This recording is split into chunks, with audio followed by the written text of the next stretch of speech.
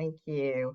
All right, I just want to welcome everybody to Reducing Bias and Adverse Impact, the Value of Neurodiversity. And this is where Dr. Stewart Desson is going to show his latest research on this very important topic. I think we can all agree how important this is, not just to our own lives, our family lives, but our work lives and just the world in general. So Dr. Desson is on the board of the Association for Business Psychologists, referred to as the ABP.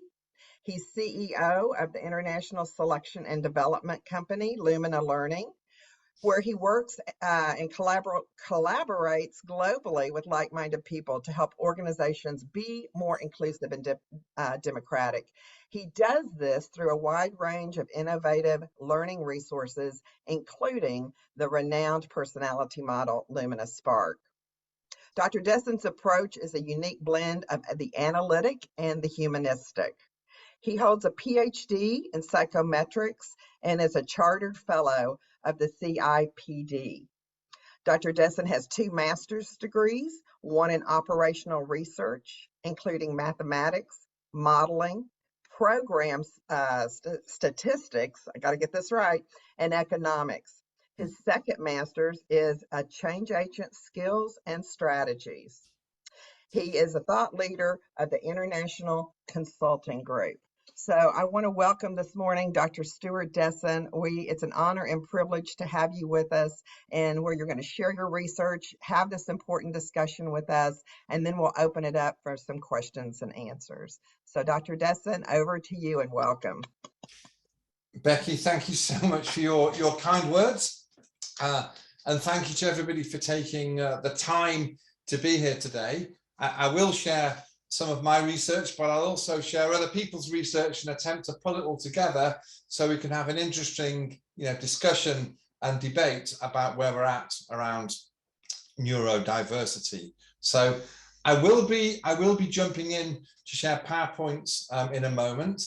There will be some interactivity here, so at some points I'm going to ask you to annotate and put things on the screen so we can see some of the views of the people here on the call.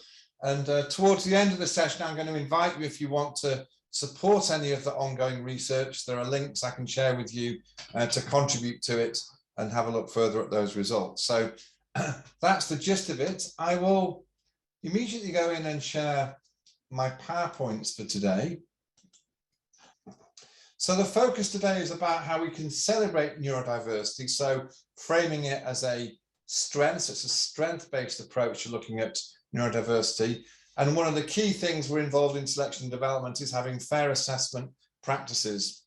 And I'll be sharing some top tips on that from some of the selection and recruitment partners that we work with globally. So for those of you that don't know me, this is me. As Becky said, I'm the author of Spark and the founder of Lumina Learning. This is the colourful splash that is my personality. I can see, I recognize a number of you on the call, but I know there are people here today that have not experienced this before, so I'll just explain it to you. This colourful splash is a mark that describes my personality, and some of the research we're doing on neurodiversity at the moment is looking at what's the relationship between my personality and neurodiversity, acknowledging that actually we're all neurodiverse in different ways. And is there a benefit if we look at our personality? Are there certain ways of describing it that are more affirmative and strength-based towards neurodiversity than sort of deficit-based? So if you have a look at my splash here, this is the real data for me here. At the top, I'm inspired, I seize the moment. Big picture thinking, I have ideas. Extroversion, I'm more extroverted than introverted, so I'm enthused by today's talk. And if you look at these opposites here, you could say it's a paradox. My people focus means I'm collaborative and empathetic, but my outcome focus means I want to be logical and probably even have a good debate and argument with some of you here today about these topics. And then there are bits of my personality that I'm low on. I can do them, but it takes a lot of effort to be disciplined, down to earth and introverted. So that's my colourful mark. Now, wherever we're at in terms of our own neurodiversity, it has an impact on our personality. And that's what one of the things we're going to be exploring is, how do we frame that in a constructive way, rather than always viewing people's personality more negatively if they're neurodiverse. So a few of the points I'm going to be making as we go through this session, I'm going to talk about what neurodiversity is, the value of it, and talk about how Lumina Spark and this particular way of measuring it celebrates and supports neurodiversity. Now, we're all here, I can see on this call today, we're all about change, we're all about reshaping organizations, making things better for individuals, and we want to make them more inclusive. And one of the concepts I want to share with you is the idea of referring to neurodiverse communities actually as neuro-minorities, just like we have minorities around race and so on. We actually have minorities around neurodiversity, and that can be a helpful way of looking at what we're addressing here, because there is discrimination towards neurodiversity. We'll look at some of the common mistakes that can be made, particularly in selection, and we'll look at what we need to start doing. So this is the outline of the session. So what is it? Well, very broadly, it's simply how we think and how we behave, and it's the variation in that, and it's the spectrum that comes from different thoughts and behaviors. Of course, this has a big impact on how we perceive the world and how we interact with our surroundings, and typically these are described in deficit terms. I'm here today to talk to you about the positive terms as well. Of course, it's a spectrum. So we're all diverse in all of these different continuums. So neurodivergence is when we talk about individuals whose neurological development has been atypical. So often some of these things happen when we're younger that causes us to be neurodivergent. Let's just indulge me for a few minutes with some statistics, because what this is really saying in terms of neurodiversity and neurodivergence, that to be neurodivergent, you are going to be, 2.5 or 3 standard deviations to the right or to the left on some scale. So this could be a scale around introversion, extroversion, for example, and maybe it could be, often in the data you might find people who are more autistic could be more at the extreme end on introversion, but other disorders could put you more on the right towards extroversion, but it's typically viewed as the higher ends of the spectrum. This is often how it's traditionally viewed. Stewart, yeah. It's Becky. We do have a question in the chat that's pretty pertinent. Kara Stafford asked, can you share the definition of neurodivergent again, please? Okay, so if I go back on that, so thank you for the question. So what we're saying here is there is neurodiversity is the spectrum. If we are neurodivergent, it means that we are at one of the extremes on one of the measures of the trait. So we are atypical, we're outside what would be called the norm. So if we're neurodivergent, it's simply a way of describing someone who's at the ends, one of the ends of the spectrum. It's as simple as that. Yeah, it maybe isn't, I must say, the best word. It's probably not my favorite word for describing it, but that is the word in the literature. Of course, words evolve over time as we, figure out how to be more inclusive in our language. Did that help? I don't know if that helped. Who was it that was asking? Yeah. She said thank you. I think that helps thank too. You. Okay, Cara, thank you. Great. I'm glad that helped. So, I mean, it's really what I'm talking about on this diagram here. Yeah. So we are neurodivergent if we are, 2.5, 3 standard deviations either side on some sort of spectrum. So let's ask ourselves, though, is it really sort of that extreme? So how many of us would be classified as neurodivergent? Well, this is research by Nancy Doyle, who's a leader in this field, and she's researched other people's research on this. And so ADHD is typically thought to be around 5% of the population worldwide. It is higher in the USA, and I'll come on to why that might be in a moment. Autism, 1 to 2% worldwide. Dyspraxia, maybe up to 5 or 6%. Dyslexia, 10%. Some famous people like Richard Branson and so on are dyslexic. But all these things are made very difficult because we diagnose things differently in different countries with different methods. Access to services to do the diagnosis are pretty difficult. In the UK, you can wait several years for a diagnosis. And if you're a child, 10 years old, that's a long time. And of course, there's the issue of non-disclosure, where people either don't want to be diagnosed because they don't want the label, or they have been diagnosed, but they don't wish to share it for fear of being stereotyped, which is a risk in the workplace. But nevertheless, if we accept these numbers as a sort of benchmark, that would tend to suggest it's a couple of standard deviations either way on the spectrum. However, what I wanted to share with you is something on the research that I've been undertaking at the moment, and thank you, Becky and Kate, for supporting it as well. We're in the early days of gathering the data, so I've got 206 people have contributed so far, mainly people who are in employment in organizations. And from the initial data, 15% of people have been formally diagnosed as neurodivergent, either ADHD or whatever. Of course, that's quite a bit higher than the population, as you might expect, because this research is focused on this issue and interesting to people who are into neurodiversity. But this is the really interesting thing. 15% of people have been formally diagnosed, but 48% have said, have not been diagnosed, but I'm pretty sure I have ADHD or something else, at least one of them. And interestingly, 17% of people weren't saying, well, I'm not neurodivergent, but I'm not really sure, I might be. If we have a look here now in the research, that's 1 in 3 really. So for every person that's formally diagnosed, there's 3 that are saying I self-identify.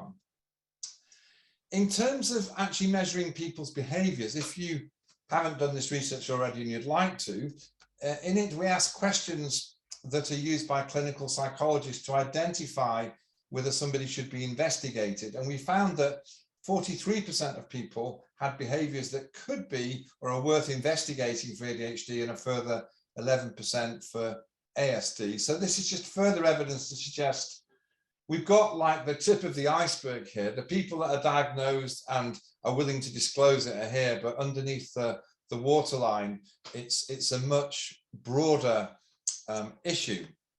I can see there might be some more questions coming in. Yeah. So Joe's saying, yeah, you can't even get on the waiting list. You're right. Yes. And I have some personal experience with it as well with my own family, so I can verify that that's a fact. And thank you, Joe. So if we have a look now, if I go back to the distribution here, if I draw on the work of Nancy Doyle, she's encouraging everybody, and I'm sold on this, to start to use the term a neuro-minority. And neuro-minorities, it extends in at least another standard deviation coming towards the middle. In other words, the minority is a pretty sizable minority, actually, which is why it's such an important issue.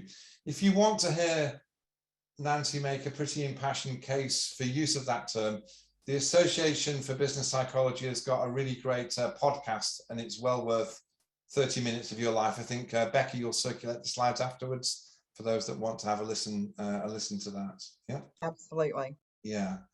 So I've covered some of the main types of neurodivergence, ASD and ADHD and so on. Of course, there's others, Asperger's, dyscalculia, epilepsy, and so on, Tourette's. Of course, there's many, many more as well. Yeah. What I want to do, however, is look at what are some of the challenges here, but what's some of the value. In fact, the challenges are more than well documented, but what's the value that people who are neurodivergent can bring to work? So I'm now going to share with you some data on that, and then I'm going to make the link to to Lumina as well, and the value of the Lumina terminology. So Stewart, one pause. I'm sorry to interrupt.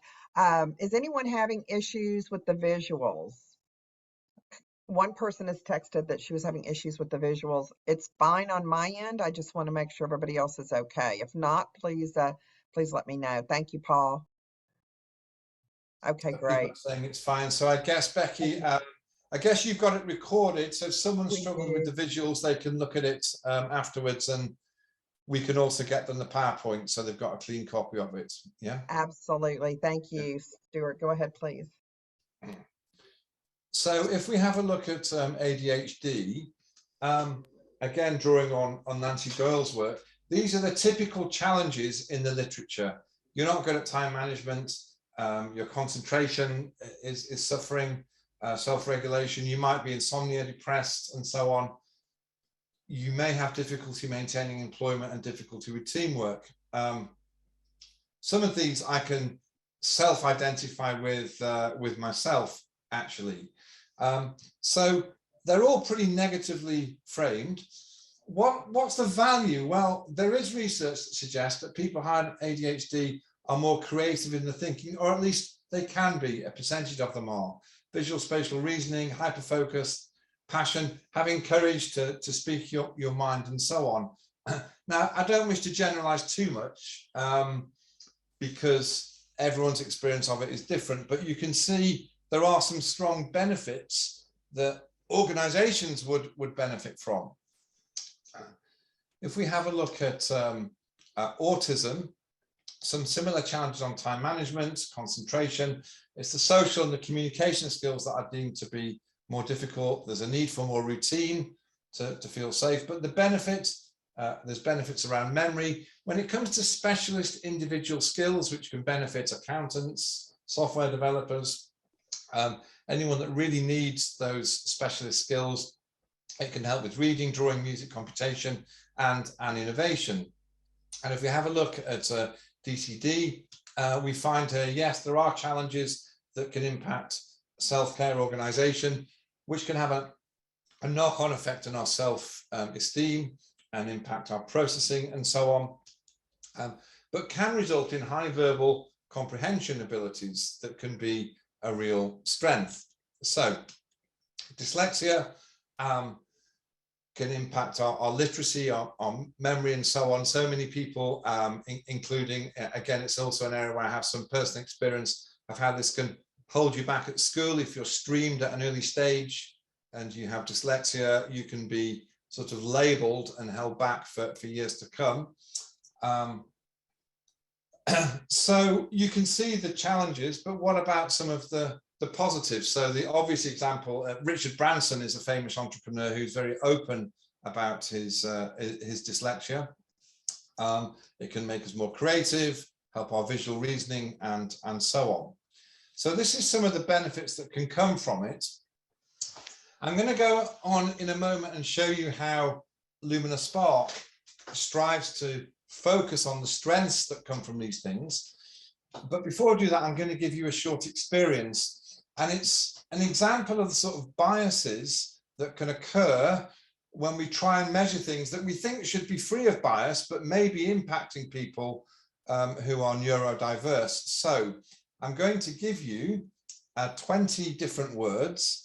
And if you think the word that comes up is something that would be deemed either neutral or helpful at work, I want you to use the annotate key to tick it. So the first word is bashful.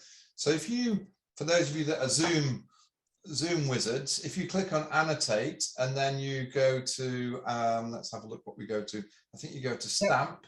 Go to view options and then annotate, and that's up at the top of your screen where it says you're viewing Stewart Desson screen. You'll see view options.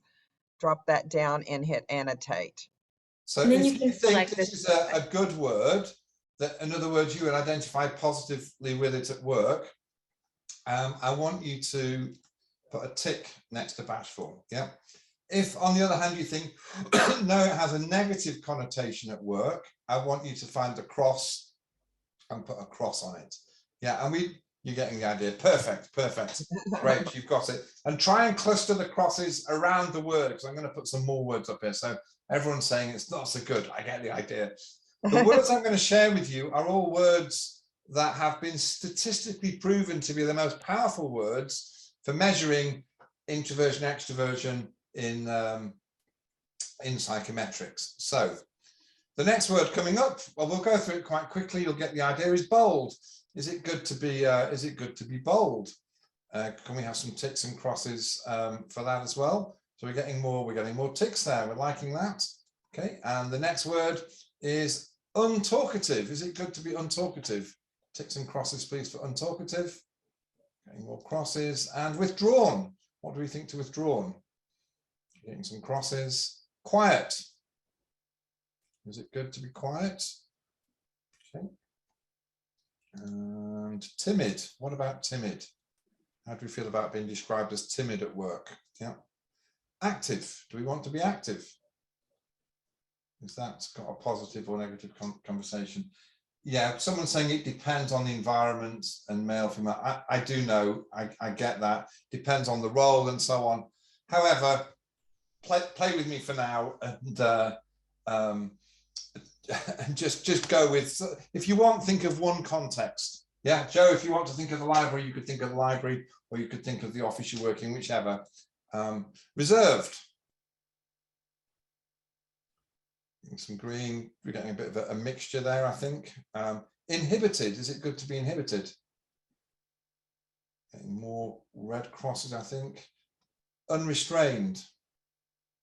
Is it good to be unrestrained? I've been described as unrestrained at times. Energetic, do we like to be energetic? Would that have a positive connotation? Yeah, the green ticks are coming in. Unexcitable, if you're unexcitable. Again, that's sort of mixed, so again, it does depend on the context. Verbal. Verbal's getting some lots of ticks, yeah. Talkative. Generally getting more greens than reds. Shy.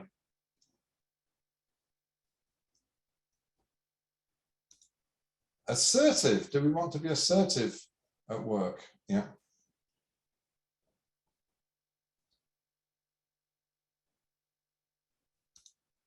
Vigorous. How about vigorous? Just a couple more to go. Yeah. More green ticks for vigorous. And daring. Can we have some crosses for daring? Now, thank you for that.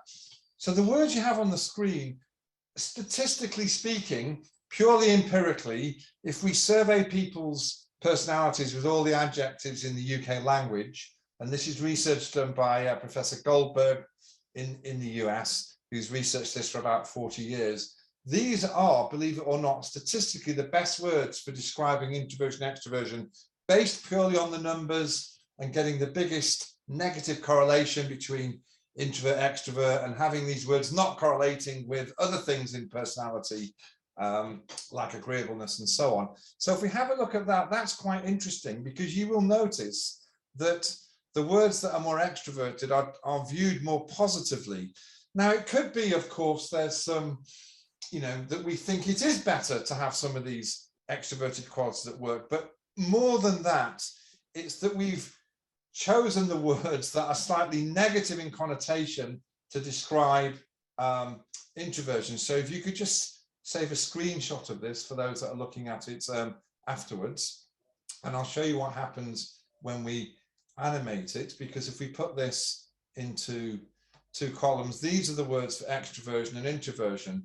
And I did some research on these words, asking people how desirable are they at work. So what you've just done, but in a more formal survey, and what I found was, on a scale of 1 to 5, the extroverted words scored 3.7, the introverted ones 2.4, and the difference is a measure of the sort of bias. We've managed to choose introverted words that are not so favorable, and this is typically often what psychometric assessments do. On often assessments in the workplace, they gravitate to these less favorable words to describe introversion.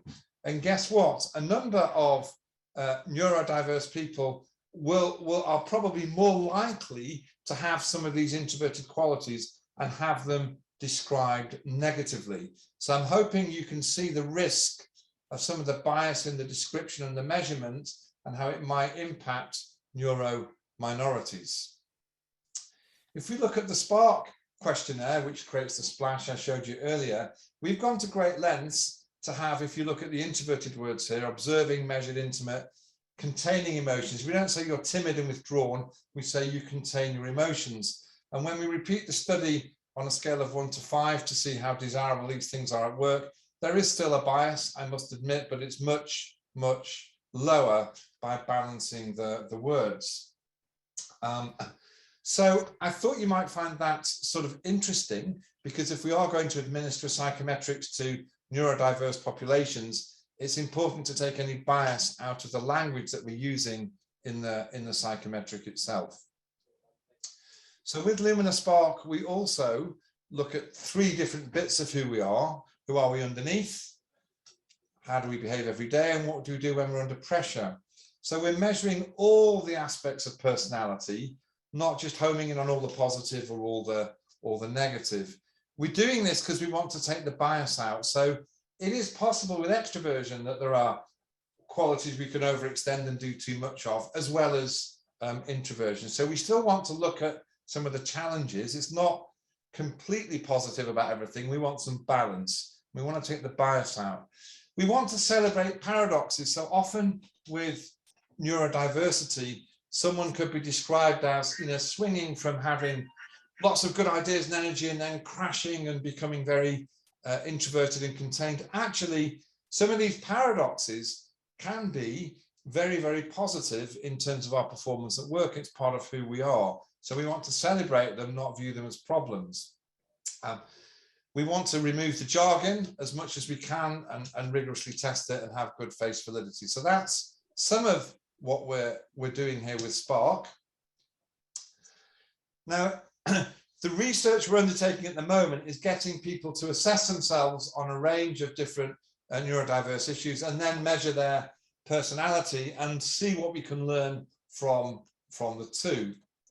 And what you'll see here is some research back in 2002 and 2014, looking at what are the typical personality traits of people who are neurodiverse. And this is for ADHD. So the splash here that you can see, based on us reviewing this prior research, suggests this would be a typical. Now, I know this is, again, we are engaging in averaging here, and there'll be people with ADHD with very different personalities to this. But on average, the research suggests this is a more common pattern. So you can see here, more inspired and go with the flow and so on.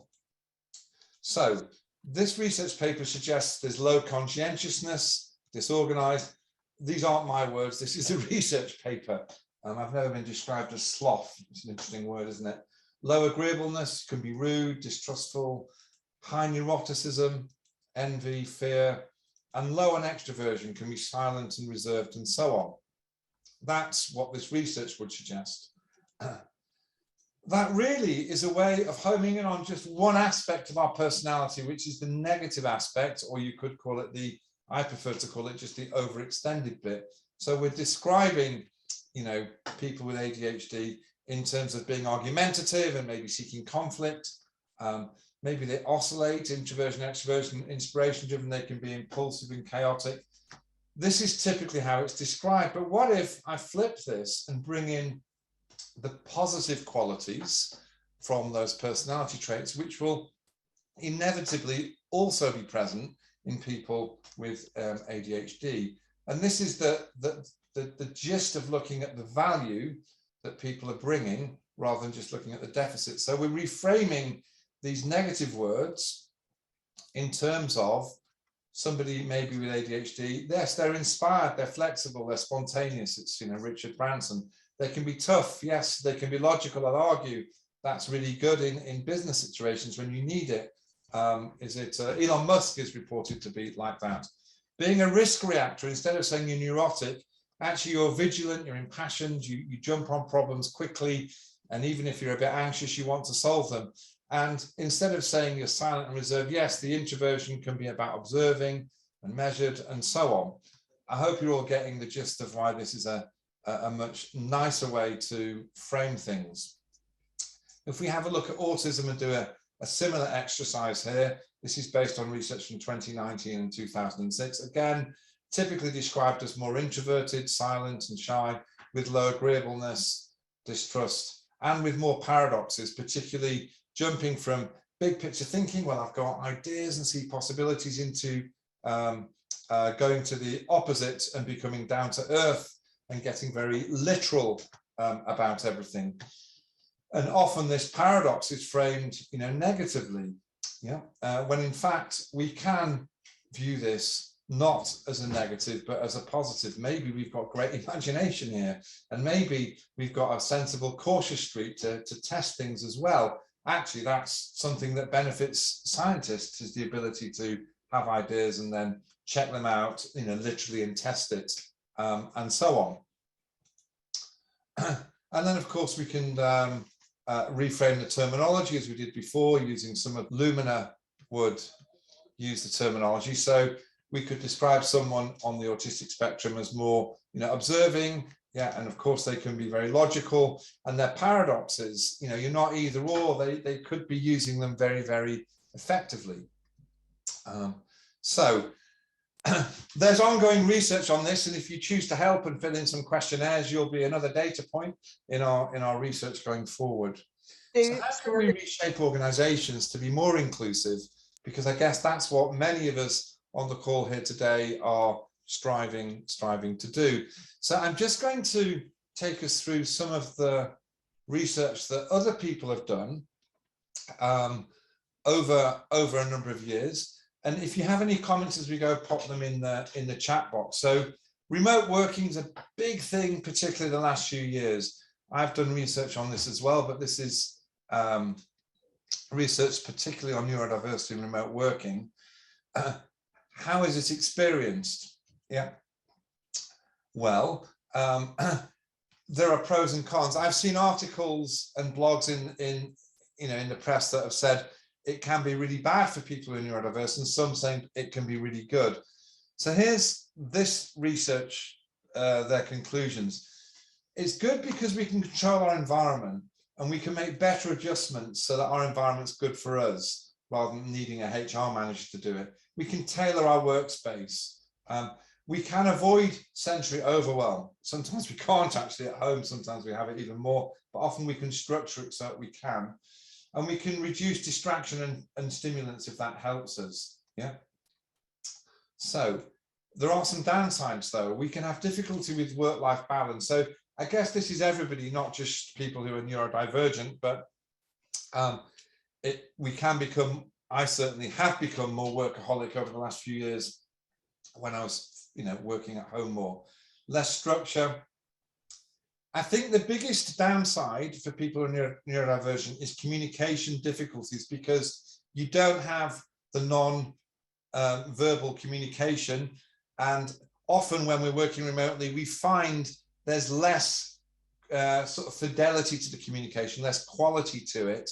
And that can be an issue. And often our communication back can be misinterpreted. There's a lack of social connectedness, and feedback can be ambiguous, and it's more easy to misinterpret an email than if you're sitting down talking to somebody. Now, I did some research on this as well. I actually got nearly 4,500 people during COVID to talk about their experience of remote working, as well as their experience of COVID, including measures of mental health, disability, and so on. And I'm just going to show you one or two slides on it that I think are relevant to neurodiversity. So actually, what are the challenges working remotely? So my research is pretty much the same as the previous paper. We're not as connected. We could have struggled to separate home and work life. Our workspace at home might not be ideal. That can be flipped to a positive if you can get it sort of perfect for you, and we can be distracted. You get the idea. And then just one other slide, but a powerful one from my research. I had a look at the mental health risk when we're working remotely. And what we did here was ask 12 questions that are used by clinical psychologists to identify, is someone at risk of a mental health issue? The higher the score, the bigger the risk. And then we segmented this by looking at, when they're working remotely, are expectations clear? And what we found, if expectations are clear, in other words, if communication is working well and we're all on the same page, this is the one sort of down the bottom, which was where half the data was, then we're not really at risk in terms of mental health. But if our expectations are not clear, if the communication has been poor, the risk to our mental health increases. And I think this is heightened with neuro-minorities, because there is just potentially a greater risk of mental health being triggered by the lack of clear expectations. So I found that to be a pretty interesting finding that's relevant to all employers. I'm just a few more research papers to share, and then I'm just going to open it up for any discussion we might want to have. So this was a paper just a year ago on digital transformation, saying if we're neurodiverse, does digital transformation help us, hinder us, and so on? And it focused more on autism as an issue. Does digital transformation bring any opportunities? Does it help?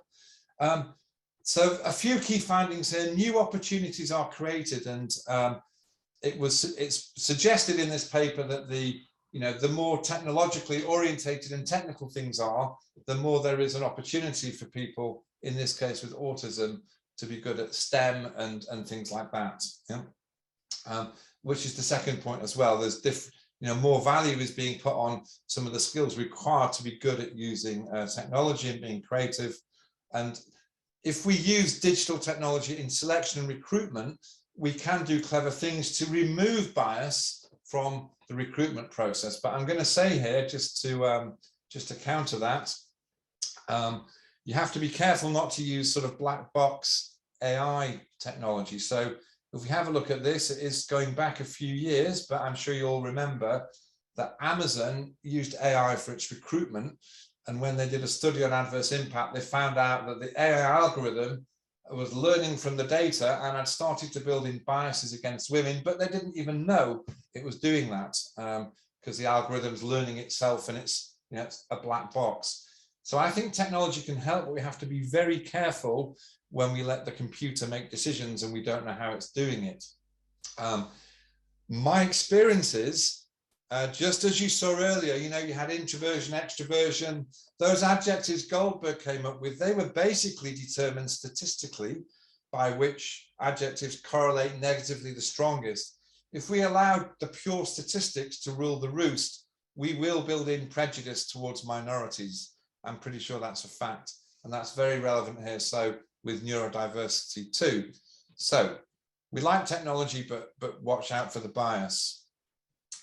This was a paper from a couple of years ago about how to mainstream neurodiversity. It focused again more on autism. It highlighted they have higher rates of unemployment, but when it comes to STEM, they are more likely to have, again, it is sort of on average, the skills required. It's often has traditionally actually been described as a disability rather than just being different. It is starting to be acknowledged by many employers, this has been going on for a decade really, as a pool to go and recruit from, and that the differences here are useful. But we need to watch out for the risks here. So if we are focusing on, let's say, autistic communities to recruit from, the risk is that unscrupulous employers just view it as a way of recruiting people a bit cheaper. That's the risk. And there's further risk that we can bring people in through really great programs, but they could actually in the process become labeled. So we have to watch out for the risks as well. So here's an organization from Denmark that focuses on helping people from neurodiverse people into employment and finding educational opportunities for them. So yeah, often sustainable careers and activate the extraordinary talents of autistic adults in complex IT and compliance projects. So they were, in this example, focusing more on the technology sector. And these are the companies that they have been helping. So lots of the biggest companies in the world have been if you like, fishing in this pond to get more talent.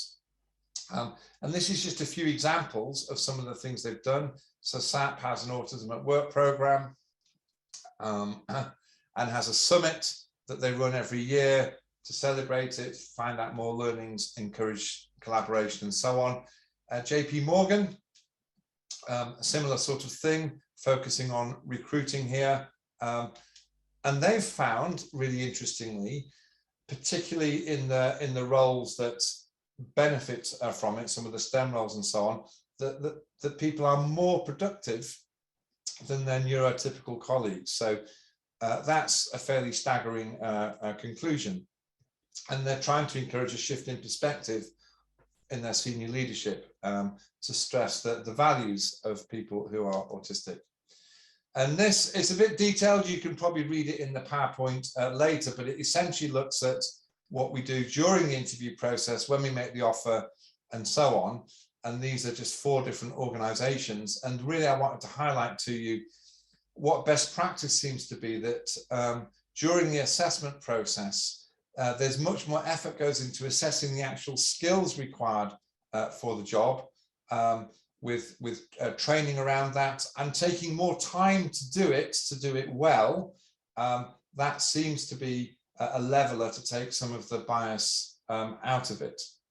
So trying to think what other key things here. I think there are also things around how you describe jobs in terms of the terminology, not using words that have a bias in them against neurodiverse people, certainly when there's no reason for it as well. So one of the research papers earlier talks about going beyond just taking affirmative action, because that does imply that there is a deficit. We need to go more into supporting groups who have been marginalized to do things to put them on an equal footing, and look at the benefits that we can get from doing that. So if you like, a strengths-based view, and seeing diversity not as a disability, but embracing the term, neuro-minorities, and we want to support minorities, that's a really good way of framing it. So just a few more things to say before I open it up. This is Hanover Search. This is an organization that Lumina works with in the selection and development space. So I'm just going to highlight a few of the top tips that they give for working in this area. So make sure that job specs aren't written exclusively. So, avoid language that would put people off. For example, who are autistic and may take things very literally. Be careful that you don't put things in there that if they're taken literally, they would cut somebody out altogether. Use inclusive language. Make sure there is support there and people know about the support. Make sure the training team is sensitive, and provide all the information that's necessary. A few more things they've suggested. Don't put things in that may be like nice to have, but could put people off. So don't put in generic descriptions of team player and good interpersonal skills. If you do need those things, be specific about it, because generalities can be off-putting. So what else were they saying here? Skill-based assessments are a good thing to do, because that tests really in the assessment process, can people do the job, rather than relying on past experiences which they may not have had. Avoiding interview questions like, where do you see yourself in 5 years? I'm willing to admit I have asked that question in an interview before, and I've since found out that it's not a good question for neurodivergent people. It's too ambiguous, and you might just get the answer, I don't know, or it could just confuse them. Yeah. So increasingly there's software to help us make the process fairer. There's gender decoding software right now. I've not seen any on neurodivergence, but I'm sure it's coming. Ask candidates about the adjustments that need to be made. Make sure your hiring team is, advised, informed of these issues. Of course, other issues as well, but particularly neurodivergent issues. Make sure there's a chance to pause, and let people, clarify questions. So line managers need to be trained to ask the right questions. And that can include even giving people some of the interview questions in writing, or when you ask a question, letting them see it in writing so that they can remember it even within an interview context. So this is advice in the UK from the CIPD, which is sort of our HR umbrella organization. People might not want to disclose about their neurodivergence, so be aware of that.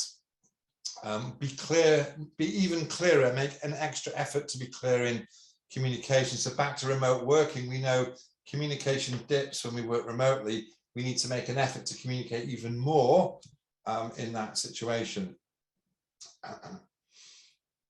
So that's some of the sort of the CIPD advice. The research that we've been undertaking at Lumina has created some really wonderful qualitative examples as well. So in our research here, what are the difficulties that people face in the interview process? So suddenly finding that they don't know what to say and freezing when they're put under pressure. So do things to not put them under pressure or give them time to speak. Putting too much focus on the interaction with the interviewer, not actually the content of the interviewer.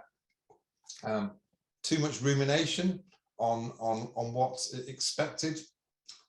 Avoiding vague abstract questions, so that the, where do you want to be in 5 years' time? It's just too vague. Yeah. Not leaving enough space for reflection is a big issue. Not being flexible. This was an interesting one. Needing the questions in written form. Some people would benefit from having things written down so they know what they're answering. And don't give more than one question at once, or two questions in one sentence.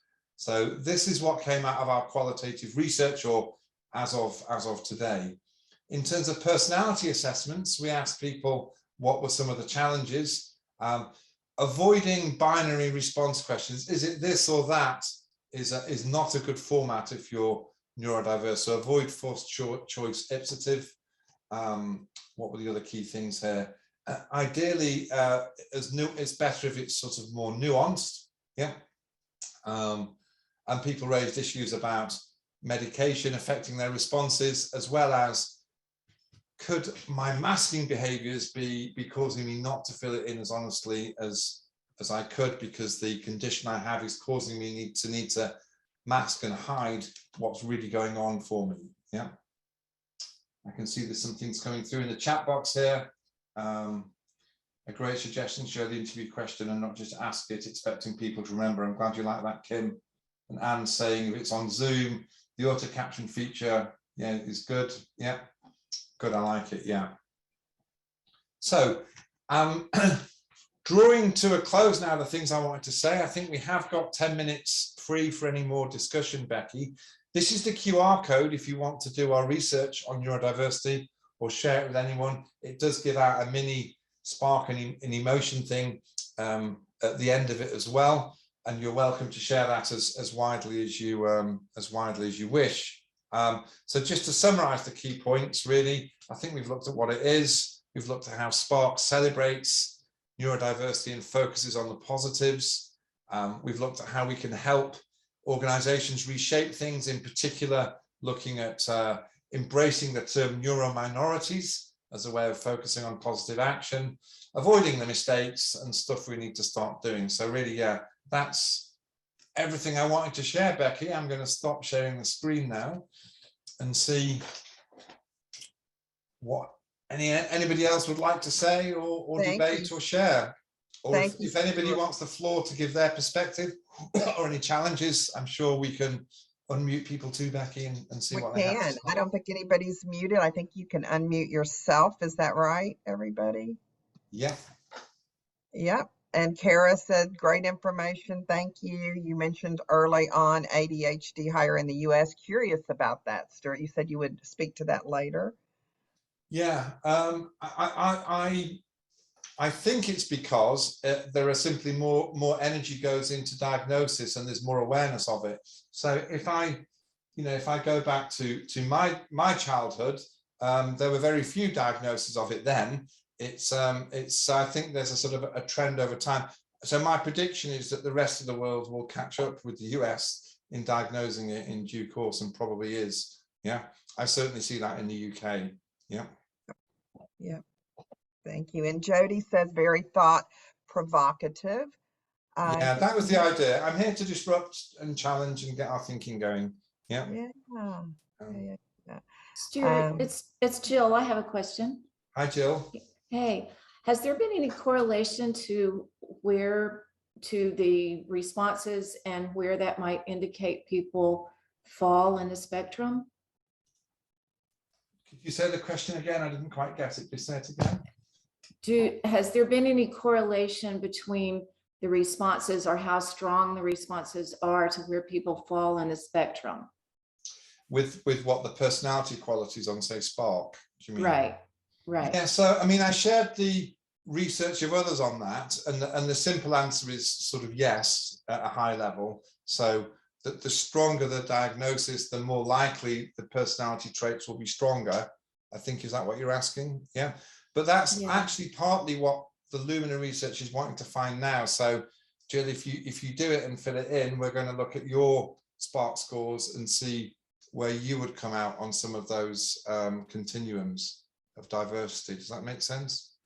Yeah, I guess I've answered your question. Have I confused you? Well, I think I'm probably not asking it the proper way. I'm wondering if there would be a way to use it to say this person is probably in a safe range for this activity or this job, but if it goes to the extreme, maybe not. Oh, so you think from a Lumina perspective with the Lumina questionnaire? Right. I think that might be problematic, because the Lumina questionnaire is simply measuring our personality. So even if you have really quite extreme scores, I don't think you can conclude that somebody might therefore be neurodiverse and might have a problem with a role.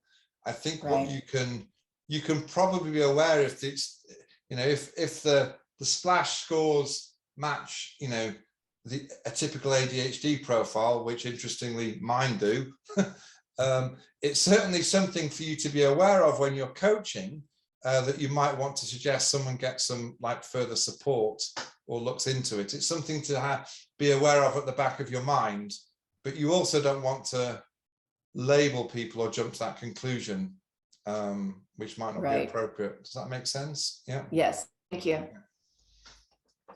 Stewart, just based on some of the chats we were getting, are we ever, as we're collecting all of this research, are you going to be looking at it in terms of gender and how that research correlates between different genders and people that are neurodivergent? So yes. So we have also asked people their gender identity, and how they want to be described. And we will be able to sort of slice the data that way as well, because of course we do know, for example, autism is experienced differently between males and females, for example. So the answer is yes, we'll be slicing it that way. We've also got data on age that we'll be looking at as well. In fact, to be honest, there are quite a few ways we'll be slicing the data to see if there's anything, if anything emerges that's you know, that's a big difference out of the norm. Yeah. Great question. The answer is yes. Yeah. Great questions. I know we only have a couple more minutes, and Kate, if you want to put up, she put up in the chat how to get a hold of us if you have more questions or want more information. And if I think she has it on a slide too. There you are. You can just take a picture of that with your phone if you like, and you know how to reach back out. Mark, thank you. You're in the Netherlands. I'm glad you came, and I'm really so thankful that all of you were on today. We got a lot of great feedback. I think this is a subject that touches all of us in some way or another, and we all see the you know, the value around recognizing the strengths people bring to the table no matter what. So Stewart, I just think you're amazing, and thank you for sharing this. I hope you get a lot of participation in your research, because this is huge. I'm sure we will. I can see Joe Parks is saying, can can we collaborate on the data analysis? The answer to that is yes. If people want to not just help with the research, but share and look at some of the data together, that can only add value too. So thank you, Joe, and thank you, Becky. Yeah. Any last questions or comments? All right, well, we had a great show. We streamed this live on Facebook. I know at one point in time we had about 120 views there, and we had about almost 70 on this. So thank you all for coming. Again, any other questions you may have, please reach out to us and we'll happily follow up with you. Thank you for your time and for joining us. And Dr. Desson, as always, thanks for sharing your brilliance. Becky and team, it's a pleasure. Thank you, everybody, for being here and listening your time today. Take care. Have a good rest of the week.